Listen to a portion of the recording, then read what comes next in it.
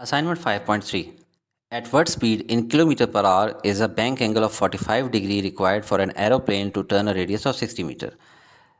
चूँकि आप लोग हवा में कम ही जाते हैं, मैं आपको ये एग्जांपल पिक्चर ऑफ कार के साथ समझाता हूँ, आखिर में उसको एरोप्लेन में कन्वर्ट करेंगे।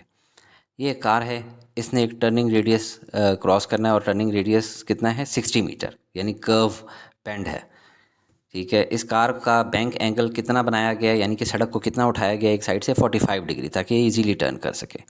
ठीक है, अब इसकी सेफ्टी स्पीड क्या होनी चाहिए, आपने देखा है ना सेफ्टी स्पीड लिखी होती है 35-60 किलोमीटर, तो वो हमने ढूंढनी है कि कितनी होनी चाहिए। ठीक है, लेकिन याद रखें एरोप्लेन के लिए है, लेकिन हम यहाँ पे कार के ऊपर डिस्कस कर रहे हैं। तो गिवन हमारे पास क्या है, बैंक एंगल गिवन है 45 डिग्री का, रेडियस गिवन है 60 मीटर, सेफ्टी स्पीड हमने मालूम करनी है।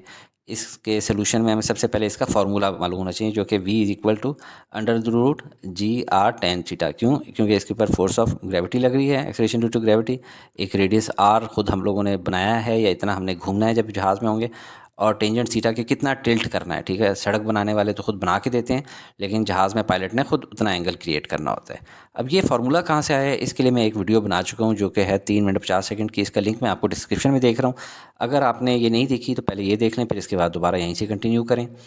तो इसके अंदर अब हम लोग वैल्यूज़ पुट इन करते हैं।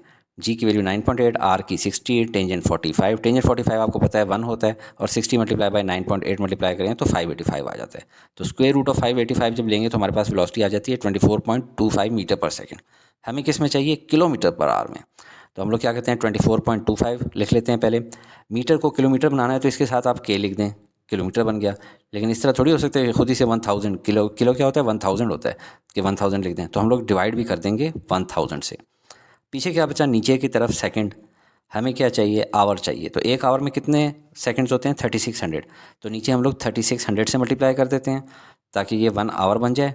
लेकिन अगर नीचे 3600 से मल्टीप्लाई किया तो ऊपर भी 3600 से मल्टीप्लाई करना होगा, क्योंकि ये मैथ्स के रूल्स हैं। ठीक है, अब आप देखें 3600 इससे मल्टीप्लाई होकर क्या बन जाएगा, 87,300 किलोमीटर। नीचे क्या बचा, एक ये 1000 बचा, और 3600 सेकंड जो है ये कितना बन जाता है, 1 आवर। तो ये हम लोग आवर लिख देते हैं। अब 87,300 डिवाइडेड बाय 1000 करेंगे तो 87.3 किलोमीटर पर आवर बन जाएगा। ये हमारी सेफ्टी स्पीड है। अगर किसी को ये वाला प्रोसीजर नहीं समझ आया या डिफिकल्ट लगता है तो आप इस तरीके से भी डिस्टेंस और टाइम कैलकुलेट कर सकते हैं। देखें कितना है, 24.25 मीटर पर सेकंड। तो 24.25 मीटर आपने लिख दिया, और यहाँ पे टाइम है 1 सेकंड। हमें कितने में चाहिए, 1 घंटे में। ठीक है, 1 आवर में। तो आप इसको इस तरह देखें कि एक आवर में कितने सेकंड होते हैं, एक आवर में होते हैं 3600 सेकंड। तो इसको आपने 3600 से मल्टीप्लाई कर देना है, तो वो एक आवर में आप कितना डिस्टेंस ट्रैवल करेंगे वो निकल आ जाएगा। ठीक है, 3600 मल्टीप्लाई बाय 24.25, इससे वैल्यू आ जाती है 87,300 मीटर इन 1 आवर। इसको किलोमीटर में करें तो क्या हो जाता है, 87.3 किलोमीटर इन 1 आवर। और इसको इस तरह करके लिख दें 87.3 किलोमीटर पर आवर। अब एरोप्लेन को देखें ताकि डायग्राम आपको समझ आ जाए। एरोप्लेन ने खुद टिल्ट होना होता है 45 डिग्री पे, यानी ये काम पायलट ने करना होता है, और इस तरह करते हुए वो अपना डिज़ायर्ड रेडियस अचीव कर सकेगा।